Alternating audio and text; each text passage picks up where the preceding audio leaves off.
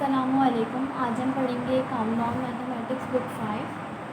ठीक है, month of अगस्त से काम हम स्टार्ट करेंगे। Page number 130। ठीक है, चैप्टर नंबर है 6 और यूनिटरी मेथड। यूनिटरी मेथड होता क्या है? यूनिटरी मेथड जो है ये होता है कि अगर हमारे पास कोई भी अगर हमें बोला जाएगा कि 6 बॉल जो है वो 300 रुपीज़ की है। ठीक है, 6 बॉल की प्राइस हमारे पास गिवन है कि 6 बॉल जो है हमारे पास 300 की आएंगी।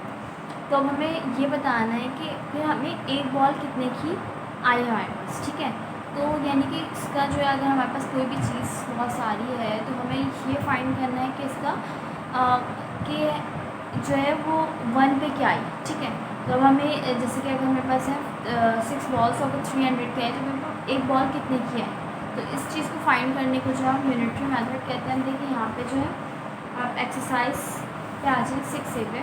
ठीक है, 6A में fill in the blanks number है हमारे पास 1। Question number 1 fill in the blanks और ए पार्ट है इसका। In the unitary method first we find out the cost of dash item. अच्छा, यूनिटरी मेथड में सबसे पहले हम किसका फाइंड करते हैं? पहले फाइंड करते हैं किसकी कॉस्ट की? फर्स्ट आइटम की। ठीक है, हमेशा जो है हम यूनिटरी मेथड में 1 बाय 1 सॉल्व करते हैं कि ये कितने की है, ये कितने की है। तो हम पहले जो है किसकी कॉस्ट फाइंड करते हैं? फर्स्ट आइटम की। ठीक है, यहाँ पे 1 लिख देंगे। इसके बाद if 3 kg of sugar cost of 210 then 1 kg of sugar will cost of dash. इसमें कह रहे हैं कि अगर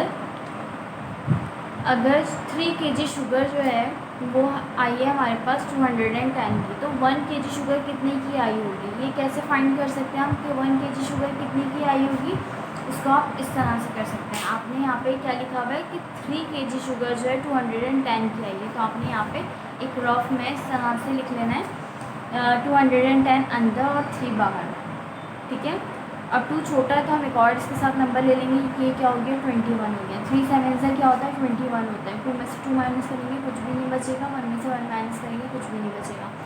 0 एज इट इज़। 3 0 सा 0। ठीक है, 3 0 सा 0 करेंगे तो सब नंबर्स को हमने डिवाइड कर दिया। आंसर क्या है हमारे पास? 70। यानी कि अगर जो है 3 kg शुगर 210 की आ रही है तो 1 kg शुगर कितने की आई है हमारे पास? 70 की। तो आपने यहाँ पर इसका आंसर लिख देना है। ठीक है, 70 के जो है 1 kg शुगर हमारे पास कितने की है? 70 की है। उसके बाद यहाँ पे लिखा हुआ है if 240 oranges can be placed equally in 15 cartons. ठीक है, then 1 carton has dash orange. मुझे बताने दें कि 240 ऑरेंजेस है। ठीक है, अब उनको जो हमने इस तरह से जो है इक्वली हमने जो है वो 15 कार्टन्स में रख दिया। ठीक है, 15 कार्टन्स में हमने इक्वली रखे। अब बताएं कि इक्वली कैसे, कितने रखे होंगे हमने, तो अब हमें वो बताने। Then 1 carton has dash orange. एक कार्टन में कितने ऑरेंज आए होंगे? ठीक है, सारे कार्टन में उतने ही ऑरेंज आए होंगे जितने एक कार्टन में, क्योंकि कह रहे हैं कि इक्वली यानी कि सब में बराबर बराबर रखे गए। अब मुझे ये बताएं कि एक कार्टन में कितने ऑरेंज आए होंगे। तो यहाँ पे ये फाइंड करने का तरीका ये है कि आपने इसको इस तरह से करेंगे रफ वर्क में 240 अंदर। ठीक है, इसके अलावा 15 बाहर। अब आप इसको डिवाइड करें 15 से, क्योंकि हमारे पास कार्टन कितने हैं? 15 कार्टन है और टोटल ऑरेंजेस कितने हैं? 240 ऑरेंज है और हमें फाइंड करना है कि ये एक कार्टन के अंदर कितने ऑरेंज हैं। ठीक है, तो अब यहाँ पे इस तरह से करेंगे आप 15 को डिवाइड करें 240 से, तो 15 1 से 15 हो जाएगा। 15 टू 30 होता है, इसलिए हमने 15 लिख दिया छोटा नंबर। 4 में से 5 माइनस करेंगे तो आपको 4 में से 5 माइनस नहीं हो सकता, आपने 1 यहाँ से ले लेना है। ठीक है, यहाँ पे 1 बचेगा और यहाँ पे 1 बचेगा। 14 में से 5 माइनस करेंगे, आपके पास 9 बचा। ठीक है, आपके पास क्या बचा? 9। अब 9 के भी फिर आपने 0 पर से उतार लेंगे। ठीक है, 0 पर से उतार ही हो गया 90। ठीक है, उसके बाद अब यहाँ पे क्या करेंगे? 90 15 को 6 से मल्टीप्लाई करेंगे तो आपके पास 90 आएगा। ठीक है, 15 6 ये इस तरह से 6 5 से 30 हो जाएगा और उसके बाद 6 में 6 और 3 ऐड करेंगे तो ये 90 हो जाएगा। ठीक है, 15 को 6 से मल्टीप्लाई करेंगे तो हमारे पास 90 आ जाएगा। 15 6 90 लिख दिया हमने। 0 में से 0 माइनस करेंगे कुछ भी नहीं बचा, 9 में से 9 माइनस करेंगे कुछ भी नहीं। तो यहाँ पे हमारा आंसर क्या है? 16।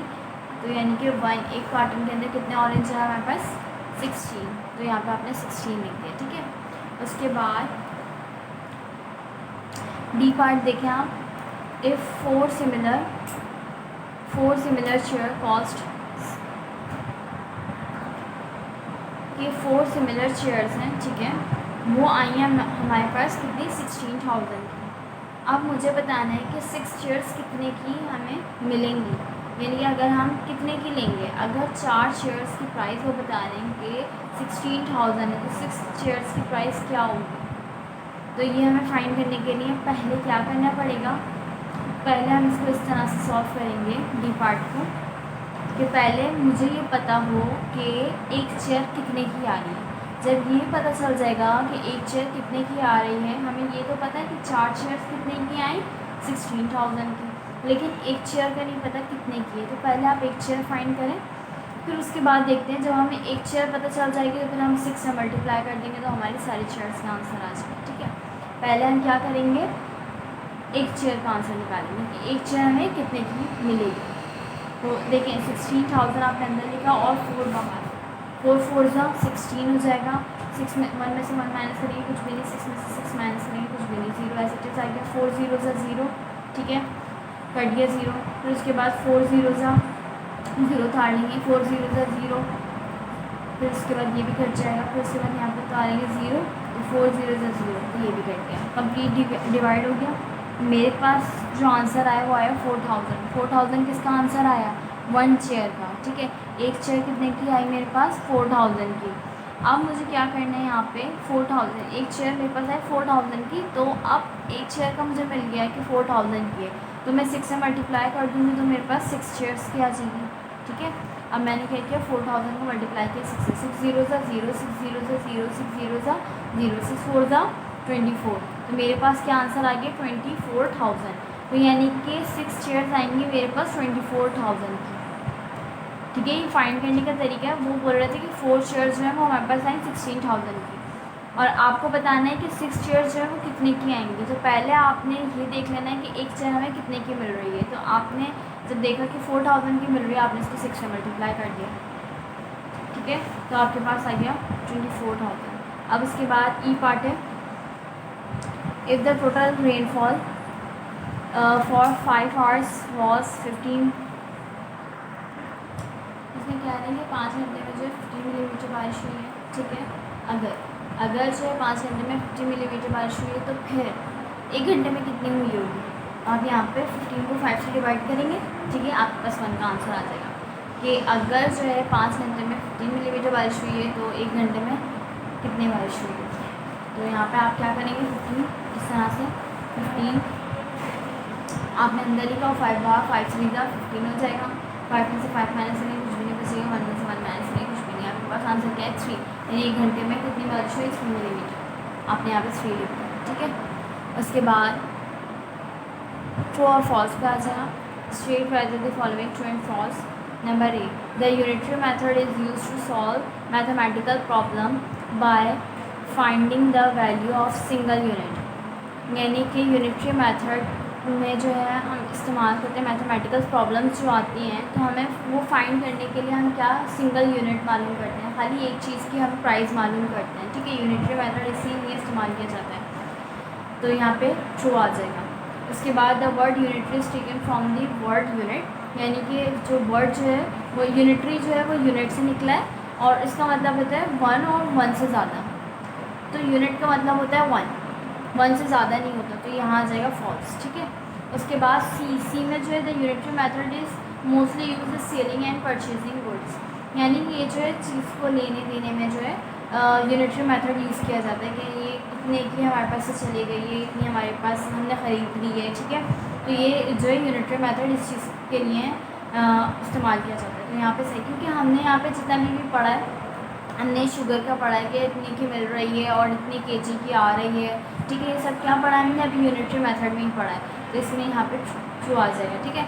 If the cost of 6 glass is 600, यानी कि अगर जो है 6 ग्लास जो है हमें 600 के मिल रहे हैं, then the cost of 8 glass will be 4800, ठीक है, 4800 का मिलेंगे वो।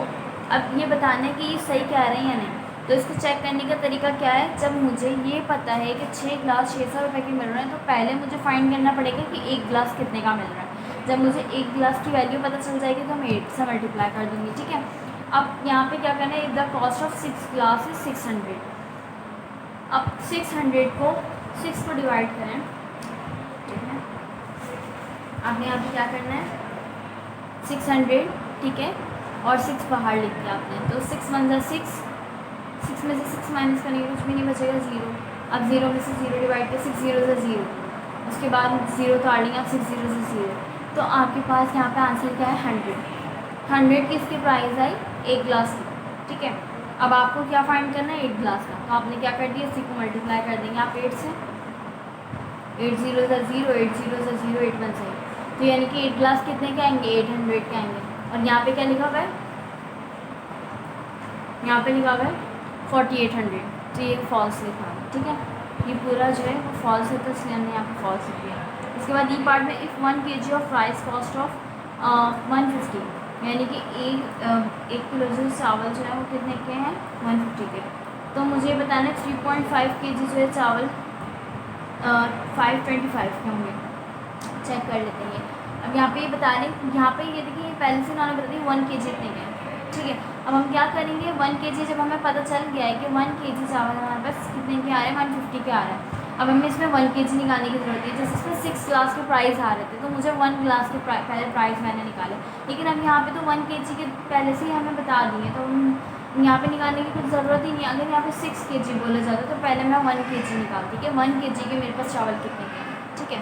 अब यहाँ पे बताया 1 kg का किया, तो मुझे निकालने की ज़रूरत नहीं है, तो 1 kg मेरे पास गिवन है 150, यानी 1 किलो चावल जो है 150 का है, ठीक है। अब मुझे 3.5 kg बताने के 525 के आए हैं, तो क्या किया, 150 को मल्टीप्लाई करेंगे हम 3.5 से, 3.5 से, ठीक है। 5 0 से 0, 5 0 से 5 5 से 25 हो जाएगी, ठीक है। 5 नीचे और 2 पर, 5 1 से 5 और 2 ऐड करेंगे तो आपके पास हो जाएगा 7। उसके बाद मल्टीप्लाई आपने लगाया 3 0 से 0, 3 5 से 15, 15 का 5 नीचे, 1 ऊपर पावर, 3 1 3 और 4 ऐड करेंगे आपके पास आ जाएगा 4, ठीक है। उसके बाद 0 एज इट इज़, 5 में 4 0 ऐड करेंगे तो 5 आ जाएगा, 7 में 5 ऐड करेंगे तो आपके पास आ जाएगा 12, 12 में 2 नीचे, 1 ऊपर, 5 में 1 ऐड करेंगे तो आपके पास आ जाएगा 5, ठीक है। अब आप इसको ऐड करें, अब आप इसको ऐड करेंगे तो आपके पास आ जाएगा 5250, ठीक है। तो आपके पास 5250 आ गया। अब यहाँ पे पॉइंट भी लगा हुआ है, पॉइंट कितने डिजिट के बाद लगा हुआ है, 1 डिजिट के बाद लगा हुआ है, आपने 1 डिजिट के बाद नीचे पॉइंट लगा दिया। अब आपके पास क्या बने पैसे, 525। पॉइंट के बाद वाली वैल्यू को हम इसमें नहीं काउंट करते हैं, रुपीज़ में, मतलब यूनिट इसमें, ठीक है। तो यहाँ पे क्या हो गया, 525.0 पैसे। इस तरह से अगर कोई लिखा होता है कि 65 रुपये के और 0.5, 65 रुपीज़ एंड 5 पैसा, इस तरह से काउंट करते हैं ना, तो ये जो है 0 पैसा। तो आपके पास क्या आया आंसर, 525.0, तो यहाँ पे लिखा हुआ है 525, ठीक है। 0.0 लगाया नहीं लगाया मसला नहीं है, तो आपके पास सही आंसर लिखा हुआ, आप यहाँ पर 3 लिख दिया। उसके बाद क्वेश्चन नंबर 3 पे आ जाए, select the correct answer from the given option. A part में देखिए, if one cost one mobile is 35,000, what will be the cost of 5 mobiles. अच्छा, अब मुझे यहाँ पे एक मोबाइल की प्राइस गिवन है, मुझे 5 मोबाइल से निकालनी है। क्या करेंगे हम, 35 को हम मल्टीप्लाई कर देंगे, 35,000 को मल्टीप्लाई करेंगे हम 5 से, ठीक है। अब यहाँ पे 35,000 को हमने मल्टीप्लाई किया 5 से, 5 0 से 0, 5 0 से 0, 5 0 से 0, 5 5 द 25, 25 पर 2 पर 5 3 द और 5 नीचे, 5 3 द 15, 15 में 2 ऐड करें तो आपके पास आ जाएगा 70, तो 175,000, यानी कि क्या आ जाएगा आपके पास, आपको कितने के मिलेंगे, 1,75,000, ठीक है। तो आपने यहाँ पे टिक कर दिया 1,75,000। उसके बाद सी बी पार्ट में आ जाए, इसमें लिखा हुआ है बी पार्ट देखें, the cost of 5 dozen pencil is ₹72, ठीक है। What is the cost of each pencil, तो यहाँ पे कह रहे हैं कि 2 दर्जन जो है वो पेंसिल, 2 दर्जन कितनी है, यानी कि 12 और 12 24 पेंसिल जो है वो कितनी की आएंगी, 72 की आएंगे, ठीक है। तो क्योंकि सही है, 2 दर्जन जो है वो पेंसिल्स कितनी की आएंगी, 72 की आएंगी, तो एक पेंसिल कितने की आई, 24 पेंसिल, यानी ये बता रहे हैं कि हमारे पास कितने की आई, 72 की, क्योंकि एक दर्जन किसके बराबर होता है, 12 पेंसिल्स, ठीक है, 12 के बराबर होता है, और 2 दर्जन होंगे तो वो 24 के बराबर होंगे, ठीक है। अब 24 पेंसिल्स हमारे पास आई 72 रुपीज़ की, 72 रुपीज़ की। उसके बाद जो है मैं बताने की एक पेंसिल जो है मेरे पास की आई होगी। तो आपने कैसे फाइंड करना है, पहले आपने एक पेंसिल का फाइंड कर लेना है। आपने एक पेंसिल का किस तरह से फाइंड करना है, आपने 24 को डिवाइड करना है 72 से। देखिए यहाँ पे 24 डिवाइड बाय 72। अब आपने यहाँ पे इस तरह से करना है कि 72। अब ये देखना है 24 1 से 24 होता है। 24 टू से क्या होगा, 24 टू से जो हमारे पास आ जाता है 2 4 द 8 2 2 द 4 48। अब उसके बाद हम 3 से करेंगे तो देखिए 3 से जब हमने किया तो 24 3 से 72 आ गया। ठीक है, तो 24 3 से 72 यानी कि एक पेंसिल मुझे कितने की पड़ी, 3 रुपये। ठीक है, तो यहाँ पे जो है इधर हम क्या लिख देंगे, एक पेंसिल जो है वो हमारे पास कितने पैसे की पड़ी, 3 रुपये। ठीक है, तो हमने यहाँ पे 3 पे टिक कर दिया। उसके बाद सी पार्ट में देखें, the bag of rice weight 75 kg। 25 bag का जो वेट है वो 75 kg। तो मुझे बताना है कि एक बैग का जो है वेट कितना होगा। ठीक है, हमारे पास कितने बैग्स हैं, चावलों के बैग जो है वो हमारे पास हैं 25 बैग्स। इसका वेट कितना है, 75 kg। अब मुझे क्या बताना है, एक बैग का ठीक है वेट कितना होगा।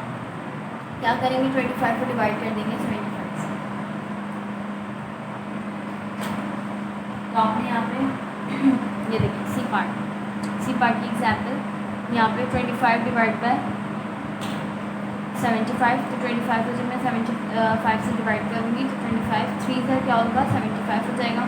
तो मेरे पास यानी कि कितना आया कि एक बैग का वेट कितने का होगा, 3 kg में। तो आपने यहाँ पे 3 kg भी टिक कर देना। ठीक है, उसके बाद आ जाए आप पेज नंबर डी पर, पेज नंबर 117 पे और क्वेश्चन नंबर उसके पार्ट डी पर। ठीक है, पेज नंबर 117 पे और पार्ट डी पे, if a car travel 15 kilometre on 5 litre petrol. अच्छा, यहाँ पे कह रहे हैं कि अगर जो है वो कार ट्रैवल कर रही है, ठीक है 50 किलोमीटर, और तो उसमें जो है पेट्रोल कितने लगा, 5 लीटर ऑफ पेट्रोल। ठीक है, how far will be the travel of on 10 litre of petrol.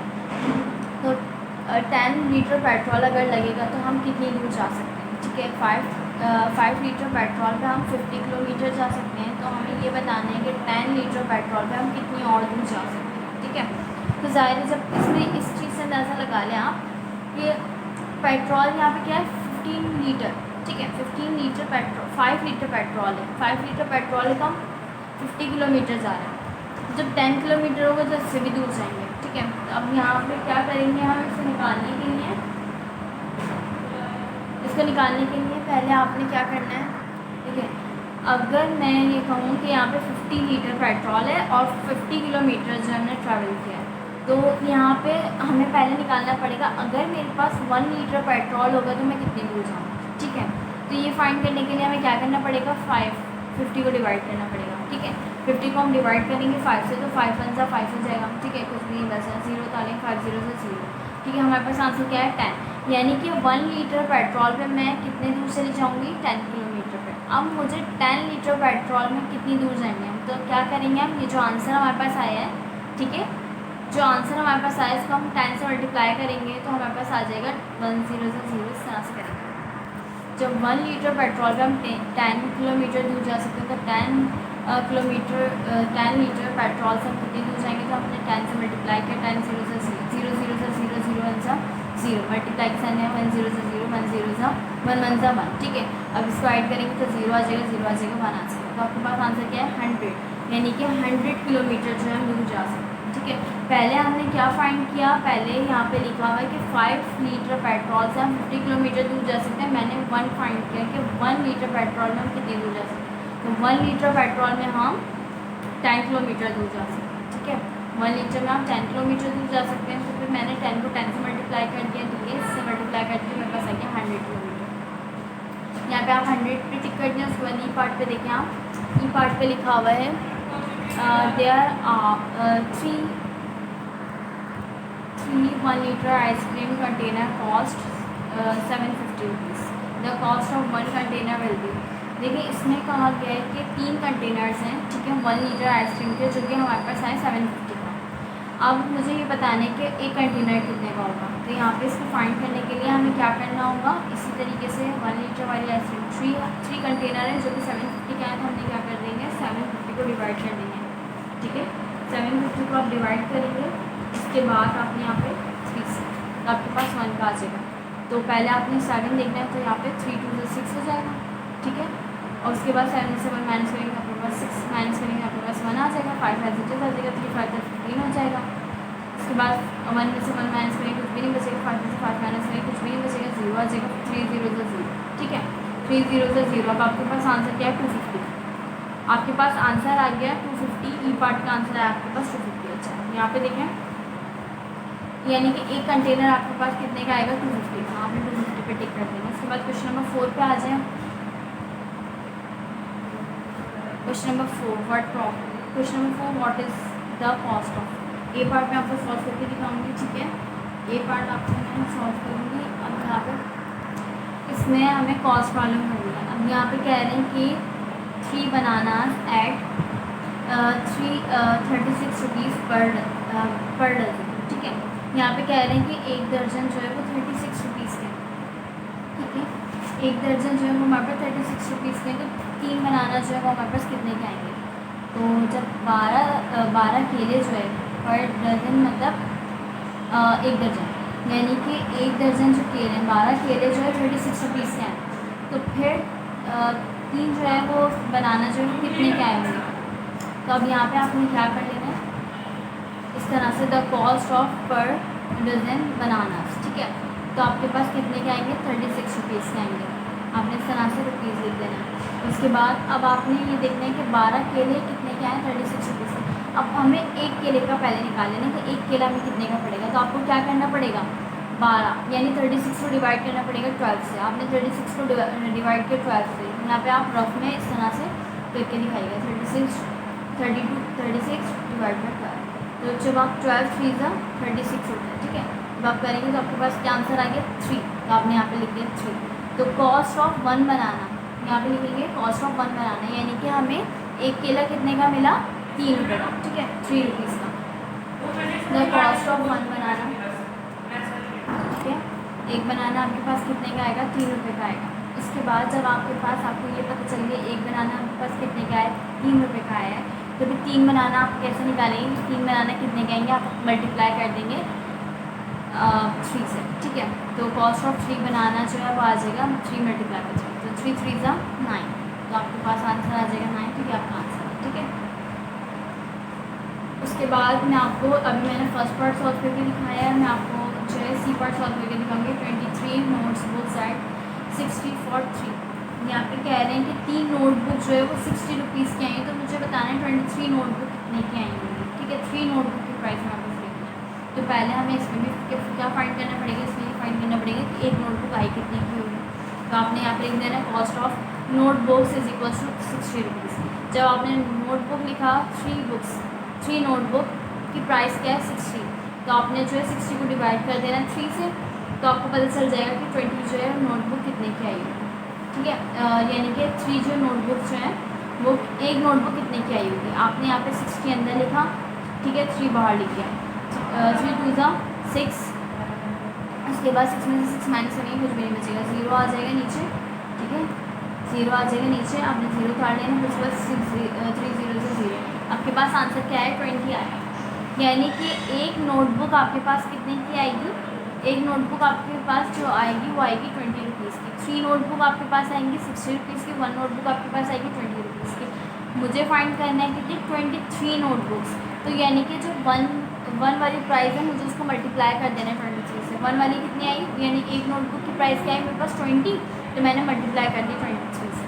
यानी कि जो 1 वाली प्राइस आएगी ना, ठीक है, उसी को मल्टीप्लाई कर देंगे हम। जितने भी हमारे पास कोई भी अगर हमारे पास बनाना है या बुक्स हैं या कुछ भी है उससे मल्टीप्लाई कर देंगे। तो 20 जो है वो हमारे पास एक ही कॉस्ट है। ठीक है, तो हमने यहाँ पर 20 लिखा, मल्टीप्लाई बाय 23। आपने यहाँ पे इस तरह से मेंशन करना है cost of 23 notebook is equal to 20 multiply by 23। आपने इनको मल्टीप्लाई करना है 20 ऊपर 23 नीचे 3 0 ज़ा 0 3 2 ज़ा 6 मल्टीप्लाई के साथ 2 0 ज़ा 0 2 2 ज़ा 4। अब आप इसको ऐड करेंगे 0 6 और यहाँ पे आ जाएगा 4। तो यानी कि आपके पास आंसर क्या आया 460। तो कॉस्ट ऑफ 23 नोटबुक्स रुपीज़ आए 460। ठीक है, ये आपका आंसर है। अच्छा, आपने जो है बी पार्ट खुद करना है। इसमें जो है ना 9 टी शर्ट्स आपको फाइंड करनी है और 2 टी शर्ट जो है आपके पास आपको कितने की वैल्यू 2 करनी है। ठीक है, अब उसके बाद जो है आपने वर्ड प्रॉब्लम करनी है। अब आप आ जाए वर्ड प्रॉब्लम पे। ठीक है, वन में लिखा है year rent for a house is 18,000। ठीक है, if Shah family want to rent the house for only 7 month, यानी एक घर इसका रेंट जो है साल का जो रेंट है वो है 18,000। ठीक है, लेकिन शाह फैमिली जो है वो सिर्फ 7 मंथ का जो है वो पे करना चाहती है। ठीक है, अगर वो 7 मंथ का पे करेगी तो वो कितना देगी रेंट, तो हमें ये बताना है। यानी कि 1 ईयर इसका मतलब है 12 मंथ। ठीक है, 12 मंथ में कितने दे रहे हैं वो 18,000 दे रहे हैं। तो 7 मंथ में वो कितने देंगे ये हमें फाइंड करना है। 12 मंथ में मैं 12 मंथ इसलिए बोली क्योंकि नीचे मंथ की बात की गई, तो हम 12 मंथ से शुरू करेंगे कि 12 मंथ में इन्होंने देंगे 18,000, तो 7 मंथ में कितने दे सकते हैं। अब यहाँ पे इस तरह से आपने लिखना है कि 1 year rent for a house is equals to 18,000, 1 month rent of a house, यहाँ पे मैंने क्या लिखा 1500। 1500 कैसे लिखा मैंने यहाँ पे देखें, इसमें मैंने इसको क्या किया 18,000 को मैंने डिवाइड किया 12 से, 12 1 जा 12 कर दिया। ठीक है, 8 में से 2 माइनस करेंगे 6 बचा 0 एज इट इज आ जाएगा। ठीक है, 12 0 जा 12 0 जा 12 5 से 60 हो जाएगा। ठीक है, 12 5 से 60, उसके बाद 0 उतर जाएगा, कितने 0 बचे 2 0 बचे, आपने 2 0 को इस तरह से डिवाइड कर देना है नीचे उतार। ठीक है, उसके बाद 12 0 जा 0 12 0 जा 0। अब आपके पास क्या आंसर आएगा 1500 आएगा। 1500 आपने लिख दिया कि अगर एक साल का किराया जो है वो हमारे पास है 18,000, तो 1 मंथ का रेंट होगा 1500। Shah family wants to rent the house 7 month, तो क्या नाम है शाह फैमिली जो है 7 मंथ का किराया देना चाहती है, कितना ये हमें मालूम करना है। तो आपने यहाँ पे क्या करना है 7 month rent of a house, क्या करना है 1 मंथ वाला जो है आपके पास 1 मंथ वाला क्या है 1500, 1500 को मल्टीप्लाई करना है आप 7 से। 1500 को जब आप मल्टीप्लाई करेंगे 7 से, तो आप ये देखें 1500 मल्टीप्लाई पर 7, 7 0 से 0 7 0 से 0 7 5 का 35, 35 पर 5 नीचे 3 ऊपर 7 1 से 7 और 3 ऐड करेंगे तो आपके पास आ जाएगा 10। तो आपने यहाँ लिख देना है। इसका मतलब है कि हमें पता चल गया कि 7 जो है 7 मंथ का जो आपको कितना देना है 10,500। ठीक है, इससे जो है पहले हमने फाइंड किया, पहले हमें ये मालूम है कि एक साल का रेंट कितना है, हमने निकाला 1 मंथ का।